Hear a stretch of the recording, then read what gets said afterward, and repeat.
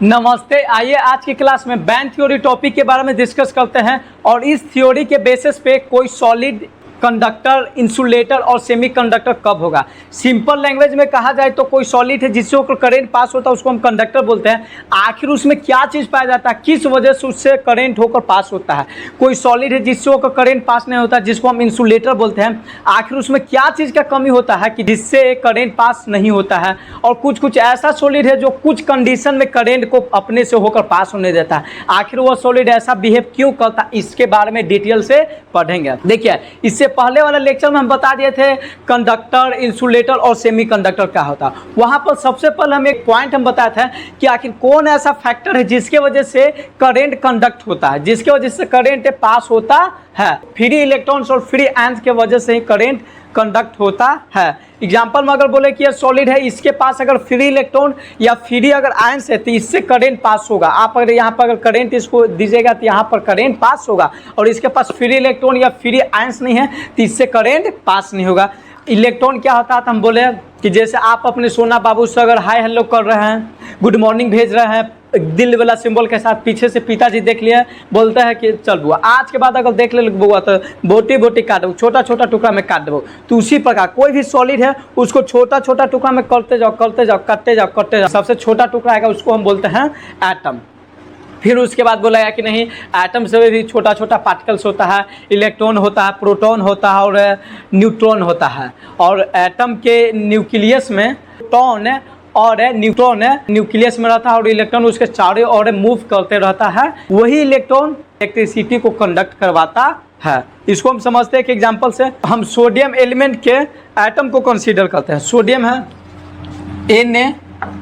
Na मतलब sodium हो गया। इस सोडियम एलिमेंट का एटम है, मान लीजिए इसको एटम है तो हम बोले क्या चाहिए, हाँ सोडियम एलिमेंट है उसका सबसे छोटा टुकड़ा किए तो हाँ एटम आ गया। फिर बोला गया कि नहीं, इसमें भी छोटा छोटा पार्टिकल्स होता है, इलेक्ट्रॉन होता है, प्रोटॉन होता है और न्यूट्रॉन होता है। अब इसको इसमें जो इलेक्ट्रॉन है, प्रोटॉन और न्यूट्रॉन, उसको हमें फिगर पाते हैं और उसके बाद समझाते हैं। देखिएगा, इस first orbit, second orbit, third orbit and fourth orbit याद रखिएगा। सोडियम में और ये न्यूक्लियस हो गया, इसको हम यह न्यूक्लियस है। यहाँ पे हमारा प्रोटॉन और न्यूट्रॉन रहता है, प्रोटॉन और न्यूट्रॉन रहता है। दोनों हमारा सोडियम है, सोडियम का एटॉमिक नंबर 11 होता है। दैट इज सोडियम के पास 11 इलेक्ट्रॉन्स है। अब इसका इलेक्ट्रॉन्स है यहाँ, इस सोडियम एटम के पास 11 इलेक्ट्रॉन है। तो वह इलेक्ट्रॉन कहाँ है उसके बारे में हम दर्शा रहे। जैसे आपके पास कोई सामान है, आपके पास कोई भी चीज़ अगर सामान, आपके घर है, वो घर में अगर सामान रहता है तो वो सामान कहीं ना कहीं पे रखा रहता है ना। फ्रिज है तो हाँ किचन में रखा रहेगा, पंखा है तो ऊपर रहेगा, एसी है तो अपना रहेगा, बेंच टेबल बुक अलमारी सब रहता है कि ना कहीं पे रखा रहता है। तो उसी प्रकार सोडियम एटम है, एटम में तो इलेक्ट्रॉन है, तो इलेक्ट्रॉन, प्रोटॉन और न्यूट्रॉन कहाँ है उसके बारे में सिंपल वर्ड में बोला था, इसके बारे में हम पढ़ेंगे। इस फर्स्ट ऑर्बिट होता है, फर्स्ट ऑर्बिट जिसको हम सेल बोलते हैं। फर्स्ट ऑर्बिट में 2 इलेक्ट्रॉन होता है। फर्स्ट ऑर्बिट में 2 इलेक्ट्रॉन है, हम इलेक्ट्रॉन ऐसा नहीं याद रखेगा, इसको इलेक्ट्रॉन बोल देते हैं। और सेकेंड ऑर्बिट यानी सेल में हमारा 8 इलेक्ट्रॉन होता है। 1 2 3 4 5 6 7 8। अब क्या इलेक्ट्रॉन को काउंट कीजिए, इलेक्ट्रॉन हमारा 10 हो गया, बच गया 1 इलेक्ट्रॉन। 1 इलेक्ट्रॉन हमारा थर्ड ऑर्बिट में हो जाएगा और वो मेरा ये सब इलेक्ट्रॉन है मूव करते रहता है। यह होता है क्या चीज़, एटम से सोडियम एटम्स का ये स्ट्रक्चर है, एटॉमिक स्ट्रक्चर है। यानी कि सोडियम एटम है जो प्रोटॉन और न्यूट्रॉन है न्यूक्लियस में है और इलेक्ट्रॉन उसके चारों ओर मूव कर रहा है। ये होता है, यही इलेक्ट्रॉन है, यही इलेक्ट्रॉन की वजह से इलेक्ट्रिसिटी कंडक्ट होता है। अगर सोडियम एटम के पास, अगर इसके पास अगर फ्री इलेक्ट्रॉन है तो हाँ ये कंडक्ट करवाएगा, अगर फ्री इलेक्ट्रॉन नहीं है तो वो कंडक्ट नहीं करवाएगा। आयन क्या होता है तो बोलते हैं कि जिस पे चार्ज आ जाएगा उसको हम बोलते हैं आयन। यहाँ पर देखिए, अगर इस इलेक्ट्रॉन को अगर हम निकाल देते हैं तो अगर माइनस चार्ज घट गया, प्लस चार्ज ऑटोमेटिक बढ़ गया, तो ये हो जाएगा, इस पे चार्ज आ गया, प्लस चार्ज आ गया तो कहलाएगा कटायन। अगर हम क्या करेंगे, कहीं से अगर इलेक्ट्रॉन इसमें डाल देते हैं, इसमें अगर इलेक्ट्रॉन को हम अगर एंटर करवा देते हैं तो इसमें माइनस चार्ज बढ़ जाएगा, यानी कि चार्ज आ गया तो ये मेरा कहलाएगा। वही अगर आयंस अगर फ्री रहता है तो जिसकी वजह से इलेक्ट्रिसिटी कंडक्ट होता है। सेल क्या होता है, ऑर्बिट क्या होता है तो बोला जाता है कि न्यूक्लियस के अराउंड जो हमारा इलेक्ट्रॉन होता है मूव करते रहता है, गोल गोल घूमते रहता है। कैसे सोना बाबू के पीछे आप गोल गोल घूमते रहते हैं, उसी प्रकार ये घूमते रहता है। तो इस पाथ को, इस सर्कुलर पाथ को हम बोलते हैं सेल या ऑर्बिट। तो बोलता है कि सबसे लास्ट आउटर मोस्ट जो ऑर्बिट है उस ऑर्बिट में जो इलेक्ट्रॉन मेरा रहता है, जितना इलेक्ट्रॉन प्रेजेंट रहता है उसको बोलते हैं वैलेंस इलेक्ट्रॉन। इस बैंड को बोला जाता है वैलेंस बैंड। याद रखिएगा, ये मेरा इलेक्ट्रॉन हो जाएगा, ये इलेक्ट्रॉन हो जाएगा वैलेंस इलेक्ट्रॉन। इसको हम बोलते हैं, इस जो मेरा बैंड बना, ये पाथ बना, इसको हम वैलेंस पाथ बोलेंगे या सेल बोलेंगे। वैलेंस बैंड ये होता है, वैलेंस बैंड होगा, ये हो गया। याद रखिएगा, ये मेरा होता है वैलेंस बैंड। आगे बताएंगे कि वैलेंस बैंड क्या होता है, यही मेन खेल है वैलेंस बैंड पर ही। और उसके बाद वाला जो मेरा सेल है, उसके बाद वाला जो आपका जो एरिया नजर है उसको बोलते हैं कंडक्शन बैंड। कंडक्शन बैंड क्या होता है वह उसको भी हम बताएंगे। ये मेरा कहलाता है कंडक्शन बैंड। कंडक्शन बैंड इसको बोलते हैं कंडक्शन बैंड। देखिए वैलेंस बैंड होता है जो हमारा, वहाँ उसमें इलेक्ट्रॉन रहता है। Valence band is field with electrons, valence electrons. And जो कंडक्शन बैंड होता है उसमें इलेक्ट्रॉन नहीं रहता है, ये होता है। हम बोले क्या कि जो इलेक्ट्रॉन है, जैसे अगर हम इलेक्ट्रॉन है, मान लीजिए कि अगर हम इलेक्ट्रॉन है, अगर मूव कर रहे हैं, अगर गोल गोल घूम रहे हैं या मूव कर रहे हैं, तो हाँ करंट हम पास करवा देंगे, हम कहला जाएंगे करंट। तो ये जो इलेक्ट्रॉन है तो ये मूव अपने पाथ पर मूव करेगा, वो ऑर्बिट में मूव करेगा, बट वैलेंस बैंड में से कंडक्शन बैंड में जंप करता है। और उसके बाद जब कंडक्शन बैंड में जंप करेगा तो वहाँ पे जगह रहता है, खूब अपन उछल कूदक करते रहता है, घूमते रहता है, तो जिसके वजह से करंट फ्लो होता है, मतलब जिसकी वजह से करंट कंडक्ट होता है।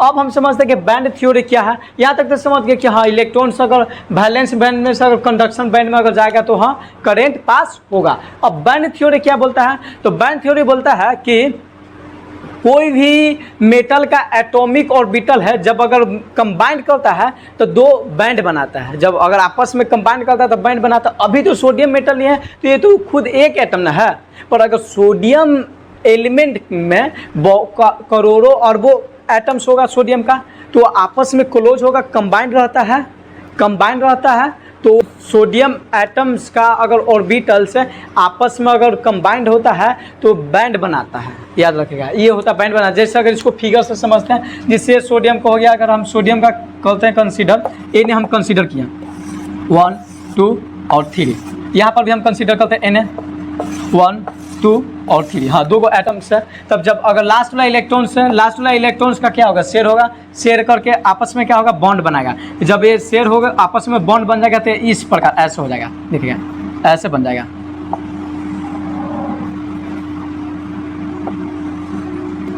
ये ऐसे एटम्स कंबाइन हो जाएगा और इलेक्ट्रॉन्स यहाँ पे अपना ऐसे बॉन्ड बने थे, शेयरिंग होता रहता तो वो हमारा बॉन्ड बन जाता। इसके बाद भी तो सेल है, ऑर्बिट है, तो ये ऑर्बिट है।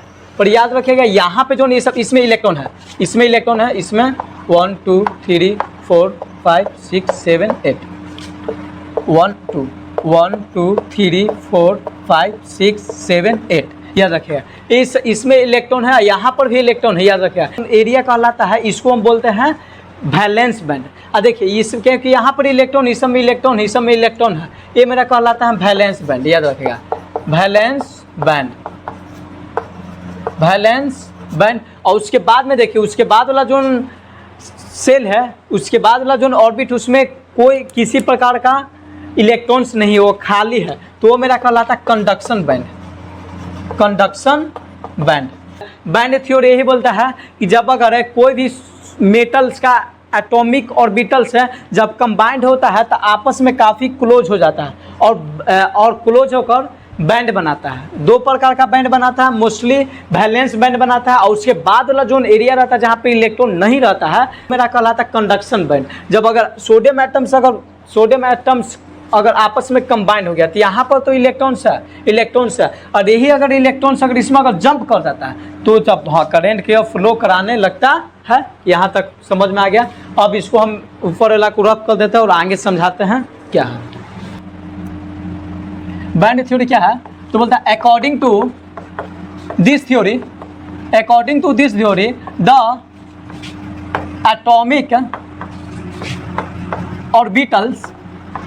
atomic orbitals of metal atoms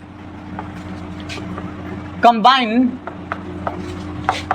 to form a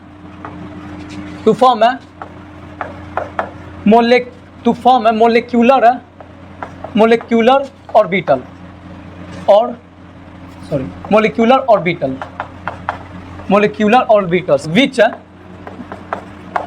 which are so close to each other and form band। ये बोलता है कि अकॉर्डिंग टू दिस थ्योरी, यहाँ पे दिस थ्योरी कर लीजिएगा। According to this theory the atomic orbitals of metals, कोई metals का एटॉमिक ऑर्बिटल से देखिए सोडियम मेटल का एटॉमिक ऑर्बिटल्स है, कंबाइंड हो जाता है तो फॉर्म करता है मोलिक्यूलर ऑर्बिटल्स। ये क्या हो गया, जब एक एटम था तो एटम अगर मिल गया तो बहुत सारा एटम मिल गया, तो यानी कि मोलिक्यूल बना लिया, तो कंबाइन करके मोलिक्यूलर ऑर्बिटल्स बन गए। देखिए ऑर्बिटल्स विच आर, जो बहुत क्लोज होता है आपस में, and each other and form band, और एक प्रकार का बैंड बना लेता है। देखिए यहाँ पे जब ये तो दो एटम से अगर बहुत सारे एटम से रहता है तो एक प्रकार का बैंड बन जाता है। एक ऐसा बैंड होता है जिसमें इलेक्ट्रॉन्स होता है, वैलेंस इलेक्ट्रॉन। देखिए ये वाला हो जाएगा, ये मेरा हो जाएगा क्या, वैलेंस इलेक्ट्रॉन्स, यहाँ पे इलेक्ट्रॉन्स है। और उसके बाद वाला जो अगर सेल होता है, एरिया होता है, उसके बाद वाला आता है वो मेरा कहलाता है कंडक्शन बैंड। और यही अगर वैलेंस इलेक्ट्रॉन्स में से जब अगर इलेक्ट्रॉन्स अगर जंप कर कंडक्शन बैंड में चल जाता है तो हम बोलते हैं कि करंट को पास करवाता है, याद रखिएगा। अब हम इस थ्योरी के आधार पे पढ़ेंगे कंडक्टर क्या होता है, इंसुलेटर क्या होता है और सेमी कंडक्टर क्या होता है। इसको आप स्क्रीनशॉट ले लीजिए, इसको हमें रफ कर देते हैं।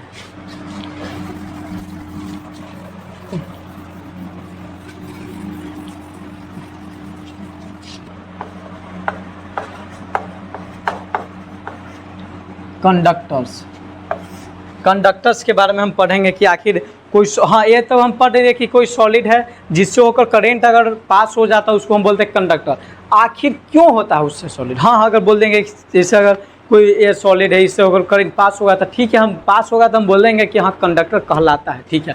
तो आखिर बोलेगा कि क्यों ये कहलाता है कंडक्टर, आखिर कौन ऐसा इसमें रीजन है, आखिर कौन ऐसा इसमें क्या चीज़ पाएगा कि जिसकी वजह से करंट को फ्लो करने दे रहा है, तो उसके बारे में पढ़ेंगे हम। क्या चीज़ बोले, कोई सॉलिड हो तो सॉलिड में क्या होगा, बहुत सारा एटम्स होगा, तो वो एटम आपस में कंबाइन रहेगा। तो बैंड थ्योरी क्या चीज़ बोला कि अगर एटम्स अगर आपस में अगर कंबाइंड होता है एटॉमिक हो तो दो प्रकार का बैंड बनाता है, एक वैलेंस बैंड बनाता है, एक कंडक्शन बैंड बनाता है। कंडक्टर्स में क्या होता है, तो कंडक्टर्स में होता है, कंडक्टर्स में भी हो जाएगा वैलेंस बैंड और इसको हम कह देते हैं कंडक्शन बैंड। ये मेरा है कंडक्शन बैंड, एक कंडक्शन बैंड है। इसको एक नीचे इसको फिगर बना देते हैं, इसको हम लाइन से कर देते हैं कि समझ में आए। इसको हम मान लेते हैं वैलेंस बैंड, वैलेंस बैंड। इसके बीच में गैप होता है वो बहुत कम होता है, वेरी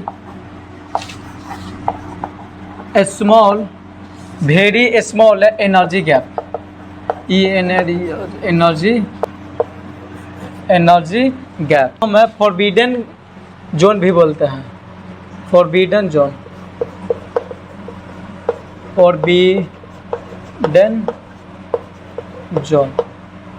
देखिएगा।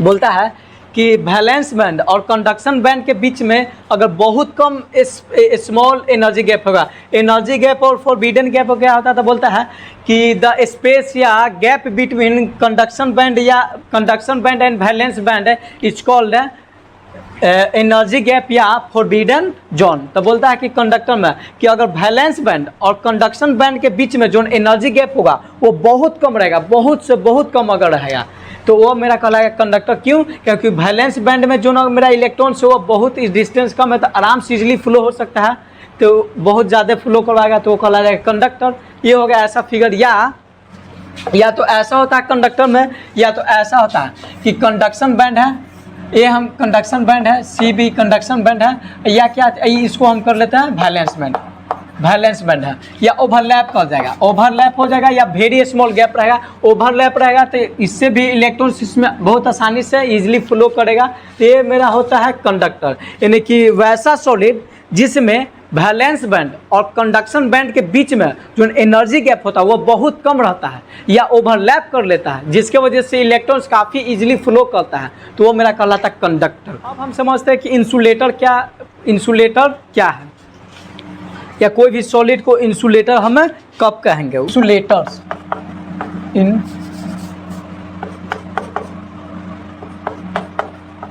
इंसुलेटर्स कोई सॉलिड इंसुलेटर कब कहलाएगा। हम बता दें कि इंसुलेटर क्या होता है, कोई सॉलिड है जिससे होकर करंट पास नहीं होता है, उस सॉलिड को बोलते हैं इंसुलेटर। अब हम रीज़न जानेंगे कि आखिर उसमें कौन ऐसा कमी है जिसके वजह से वो इलेक्ट्रिसिटी को कंडक्ट नहीं करवाता है, तो वो रीज़न जानेंगे। तो हम बताएं कि जो सॉलिड होता है, सॉलिड में क्या होता है, एक कंडक्शन बैंड होता है और एक के वैलेंस बैंड होता है। कंडक्शन बैंड क्या होता है, जो हमारा एम्प्टी बैंड होता है, और वैलेंस बैंड होता है, वैलेंस बैंड इसमें वैलेंस इलेक्ट्रॉन होता है। ये है मेरा वैलेंस बैंड, और इस दोनों बीच का जो गैप है जिसको एनर्जी गैप या फॉरबिडन जोन बोलते हैं, ये होता है जो मेरा वेरी लार्ज होता है, वेरी लार्ज है एनर्जी गैप। वैलेंस बैंड और कंडक्शन बैंड के बीच में जो एनर्जी गैप होता है वो बहुत लार्ज होता है, बहुत ज़्यादा होता है। इसके वजह से जो इसमें जो वैलेंस बैंड में जो इलेक्ट्रॉन होता है उसमें जंप नहीं कर पाता, उस बैंड में नहीं जा पाता, इसी के वजह से वो करंट पास नहीं होता है। मतलब इसमें अगर हम करंट इसको देते हैं तो ये इलेक्ट्रॉन इसमें नहीं जंप कर पाता, इसी के वजह से इलेक्ट्रिसिटी पास नहीं होता है। तो वैसा सॉलिड जिसमें वैलेंस बैंड और कंडक्शन बैंड के बीच में एनर्जी गैप बहुत लार्ज होता है, इस प्रकार का सॉलिड हमारा क्या कहलाएगा, इंसुलेटर। मतलब जिसमें वैलेंस बैंड और कंडक्शन बैंड के बीच में काफ़ी लार्ज एनर्जी गैप होगा, यानी कि वैलेंस बैंड में से जो इलेक्ट्रॉन है कंडक्शन बैंड में जंप नहीं कर सकता है, यानी कि करंट को नहीं पास करवा सकता है, दैट इज वो इंसुलेटर कहलाएगा। अब हम जानते हैं कि सेमीकंडक्टर क्या होता है। अब समझते हैं कि कोई सॉलिड सेमीकंडक्टर कब कहलाएगा।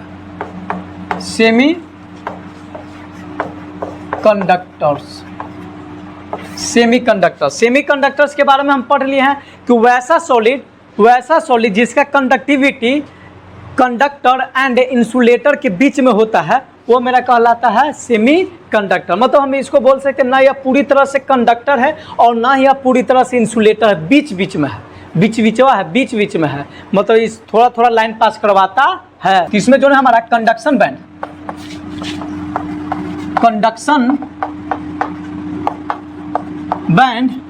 एंड वैलेंस बैंड,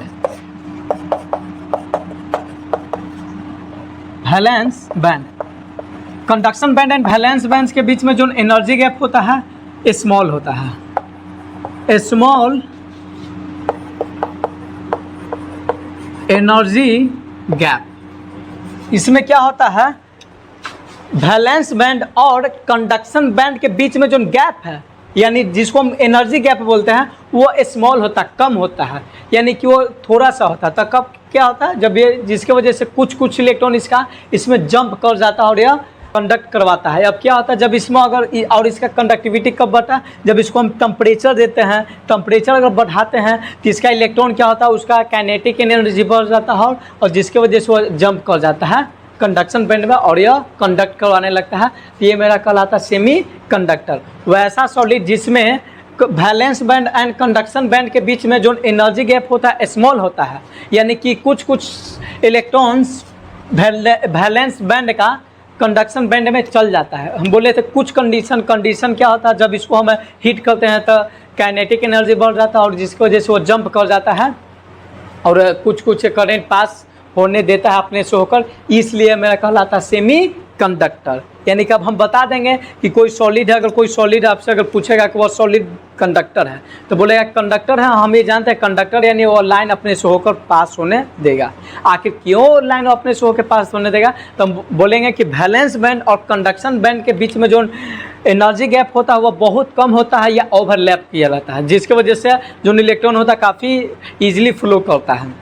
और इंसुलेटर में क्या होता है, वैलेंस बैंड और कंडक्शन बैंड के बीच में जो एनर्जी गैप होता है बहुत ज़्यादा होता है, बहुत लार्ज होता है। दैट इज जो वैलेंस इलेक्ट्रॉन है वो कंडक्शन बैंड में जंप नहीं कर पाता है। सेमीकंडक्टर में क्या होता है, स्मॉल एनर्जी गैप होता है, यानी कि इसको जब अगर हिट करते हैं तो क्या होता है, इसका इलेक्ट्रॉन जंप कर जाता है और फ्लो होने लगता है, यानी कि वो कंडक्ट करवाने लगता है।